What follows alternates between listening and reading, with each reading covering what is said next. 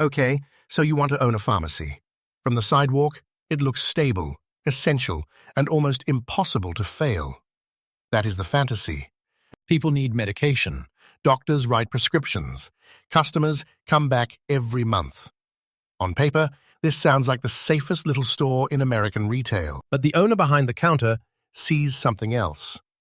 Reimbursement rules, expensive inventory, licensed payroll, compliance pressure, and money that may arrive late. The customer sees one transaction: prescription in, medicine out.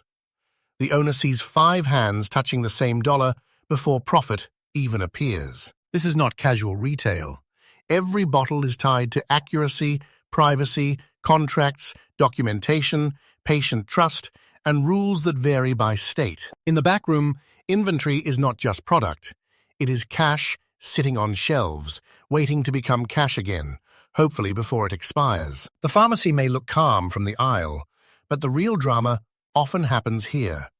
Invoices, claims, payroll, rent, and a shrinking leftover slice. A pharmacy can have impressive revenue because medicine can be expensive, but high dollar flow is not the same thing as owner profit. Each refill takes labor. Someone receives the order, checks the system, prepares the bag, answers questions, and keeps the workflow moving safely. The front store adds another layer: vitamins, first aid, convenience goods, and health products that must sell fast enough to deserve shelf space. Then come the contracts. The owner may serve the patient at the counter, but the payment math is shaped somewhere else. This is the hidden margin problem. The pharmacy collects revenue, but suppliers, payroll, rent, software, insurance, and compliance get paid first. The owner can do everything right: keep customers loyal, answer the phone, stock the shelves, and still feel squeezed by timing and terms. That is the uncomfortable paradox. A pharmacy can be essential to a neighborhood and still be one of the hardest stores to own. So before we talk about revenue, we need to ask the real question: where is the margin, and what does it cost to reach it? The myth begins outside the store. If people need medicine every month, the business should feel predictable, protected, and almost recession-proof. A customer brings in a prescription, pays a copay, leaves with the bag, and the transaction looks as simple as buying milk. But the owner is not just selling a product. They are processing a claim, managing a contract, and hoping the reimbursement works. In normal retail, markup is easier to understand. Buy inventory, sell it for more, pay expenses, keep what remains. Pharmacy is messier. A prescription can create a large revenue number while leaving a tiny margin, because the expensive product mostly belongs to someone else. The work still has to happen. The label, the check, the bag, the customer question, the phone call, the rejected claim. And unlike a normal checkout counter, this job requires licensed judgment. Accuracy is not a customer service bonus. It is the business itself. Then there is inventory. Some bottles are cheap and fast-moving. Others are expensive, slow, sensitive, and painful if reimbursement disappoints. That tiny bottle may represent patient care, supplier cost, contract math, expiration risk, theft risk, and a margin the owner cannot assume. This is why the myth is dangerous. The pharmacy may sell something essential, but the owner still must survive cash flow timing. On the spreadsheet, the prescription counter becomes less romantic. Revenue arrives, then cost of goods, payroll, rent, and compliance start subtracting. The front store seems like extra money, but every shelf is another bet. What will turn? What will expire? What will sit? Large chains can spread systems, data, and overhead across many stores. The independent owner has trust, but less room for mistakes, so the counter hides the contradiction. The customer experiences care and convenience. The owner experiences reimbursement, labor, inventory, and risk. That is why prescriptions do not automatically equal profit. Before the owner earns anything, the business has to survive the entire system. Now comes the first expensive question.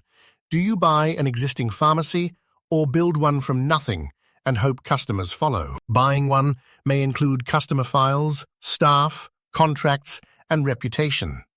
But it may also include old problems hiding in clean paperwork. The buyer needs to verify prescription volume, reimbursement quality, lease terms, inventory value, payroll, liabilities, and whether the reported profit is real. Building from scratch gives more control over the location, layout, and brand.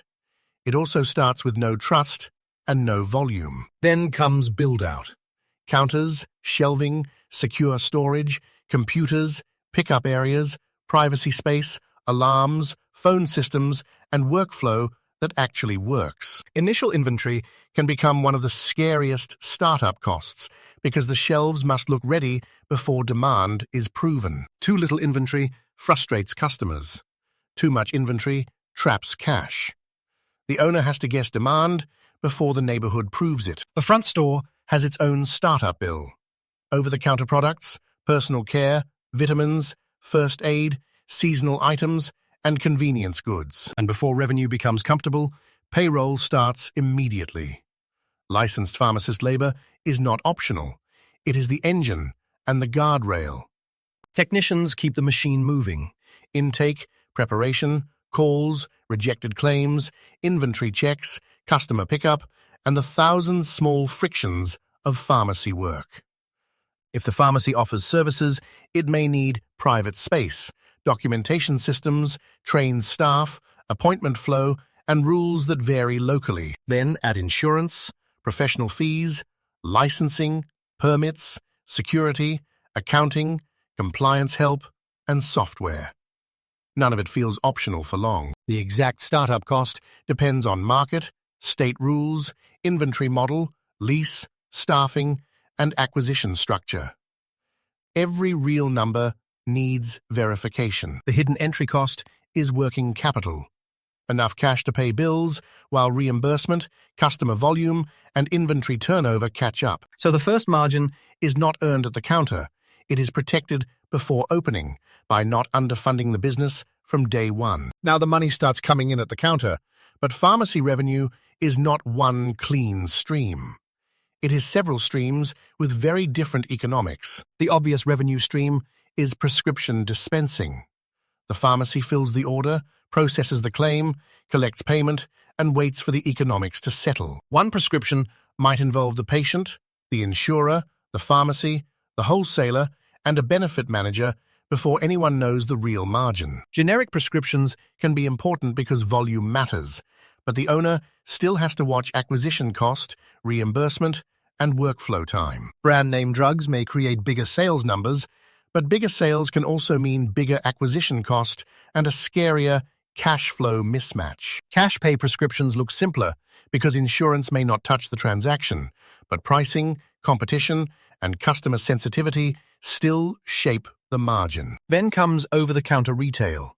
Cold medicine, first aid, vitamins, personal care, and small convenience items that may help support the store. But front store revenue has a shelf space problem. Every item must justify the cash, the square footage, and the risk of sitting too long. Some pharmacies add services, vaccinations, consultations, adherence packaging, local delivery, or specialized support, depending on rules, contracts, staffing, and demand. Services can deepen trust and add revenue, but they also consume licensed time, documentation time, space, scheduling, and operational attention. Local delivery can be a loyalty tool, especially for older customers, but the route, labor, vehicle cost, and liability must be counted. The most valuable revenue stream may be repeat trust. Customers who come back because the pharmacy answers, remembers, explains, and solves problems. So revenue is a bundle: prescriptions, OTC, services, delivery, front store goods, and loyalty. The owner has to make the bundle work. The dangerous mistake is judging the business by the line at the counter. The real test is what each line contributes after cost. Because once the revenue map is clear, the next lesson becomes unavoidable. Prescription revenue is impressive, but revenue is not profit. This is where pharmacy economics gets uncomfortable. The revenue number can look huge because medicine can be expensive, but very little may stay. Before the owner earns $1, the pharmacy has already paid for the drug, the labor, the system, and the store around it. The customer sees a copay. The owner sees a payment path moving through insurers, contracts, claim rules, acquisition cost, and timing delays. A high-priced prescription does not automatically mean a high-profit prescription. Sometimes it means more cash tied up and more reimbursement risk. The bottle may be small, but the cash inside it can be large. If it moves slowly, the shelf becomes a bank vault with dust. Then a claim gets rejected, delayed, or questioned. The customer waits at the counter while the business loses time that never appears on the receipt. The supplier wants payment. Payroll wants payment. Rent wants payment. The reimbursement may arrive later, but the bills are not patient. Contract terms can decide whether volume helps or hurts. A busy pharmacy can still be busy filling prescriptions that barely contribute. This is the ugly equation.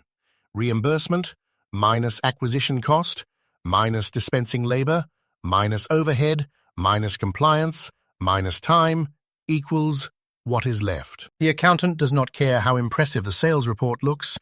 They care whether the pharmacy produced cash after every required cost. To the customer, the pharmacy solved a problem. To the owner, the question remains, did solving it actually help the business survive? This is why front store sales matter. Shampoo, first aid, vitamins, and snacks are not glamorous, but they can help soften prescription pressure. But even those shelves are not free. Slow-moving products tie up cash, expire, get discounted, get stolen, or simply collect dust. So the pharmacy's real margin is not hiding in the price tag. It hides in timing, contracts, inventory discipline, and operational control. And once you understand that, the next question gets darker.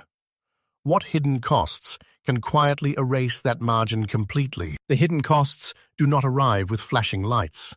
They arrive as ordinary invoices, payroll runs, software fees, insurance renewals, and compliance tasks. The first hidden cost is not hidden to the owner. Licensed labor.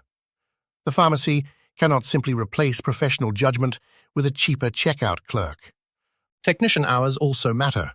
Every phone call, rejected claim, inventory check, and customer question consumes time that must be paid before profit. Inventory creates another quiet leak. Products can expire, sit too long, require special handling, or become expensive cash trapped behind a locked cabinet. The owner has to stock enough to serve patients, but not so much that the store becomes a warehouse for slow-moving capital. Shrinkage is not just a retail annoyance. Small, valuable items can disappear, and loss control adds cameras, procedures, labor, and stress. Compliance is another cost layer. Rules vary by state, payer contract, and drug category, so the owner cannot treat paperwork as decoration. A bad record, a missed process, or a weak control may not hurt today's sale, but it can become tomorrow's audit problem. Security is not optional either. Pharmacies handle sensitive products, private information, cash flow, and customer trust under one roof. Adding services sounds attractive, but every service adds workflow. Space, scheduling, consent, documentation, training, and follow-up all have a cost. Insurance, software, claims systems, phone systems, bookkeeping, and professional help rarely make the customer excited. But without them, the business breaks. The accountant's job is to separate emotional revenue from economic reality. Which prescriptions, products, and services actually contribute after all costs? Then there is the invisible cost of ownership, the owner's time. If the owner underpays themselves, profit may be partly illusion. This is how margin disappears quietly, not through one dramatic disaster, but through dozens of normal costs arriving earlier than profit. Once those costs stack up, the next question becomes painful. Can a small independent owner compete against scale, systems, and contracts? The independent pharmacy owner has one powerful advantage: trust. Customers may come back because someone remembers their name, their family, and their confusion. That trust matters when the healthcare system feels impossible. A good local pharmacist can turn a confusing problem into a human conversation. But chains have a different advantage. They spread systems, purchasing, data, corporate support, and overhead across hundreds or thousands of locations. Scale can make ugly economics slightly less ugly. One bad location hurts, but it may not destroy the whole organization. The small owner does not have that luxury. One lease, one payroll base, one local market, and one bad month can matter deeply. So the independent pharmacy sells service, speed, memory, and trust. The scaled operator sells systems, coverage, data, and negotiating power. In a small store, staffing gaps are personal. If one technician leaves, the owner may feel it in every phone call. A chain may have recruiting systems, regional managers, central purchasing, and technology. But scale can also make service feel cold and overloaded. For customers, the difference is emotional. Do they want the fastest system, the lowest friction, or the person who knows their story? For owners, the difference is economic. Who has leverage with suppliers, networks, contracts, software vendors, landlords, and labor markets? Scale can lower some frictions, but it cannot repeal the basic equation. Reimbursement minus cost minus labor minus overhead. The independent owner survives by becoming hard to replace locally. Better service, better memory, better problem solving, and a deeper neighborhood relationship. The scaled operator survives by becoming hard to outcompete structurally. More locations, more data, stronger systems, and more purchasing discipline. So the real fight is not small versus big. It is trust versus leverage, service versus systems, and local loyalty versus contract power. And that brings us to the final paradox. A pharmacy can be deeply needed, deeply trusted, and still brutally hard to own. From the street, the pharmacy still looks simple. A small store, a clean sign, a counter, and customers who need help. For the customer, the business is comfort. Someone answers questions, finds the refill, handles confusion, and makes the healthcare system feel human. For the owner, the same business is a stack of claims, invoices, payroll, compliance, inventory risk, and reimbursement timing. That is the hidden truth. A pharmacy is not really a medicine store.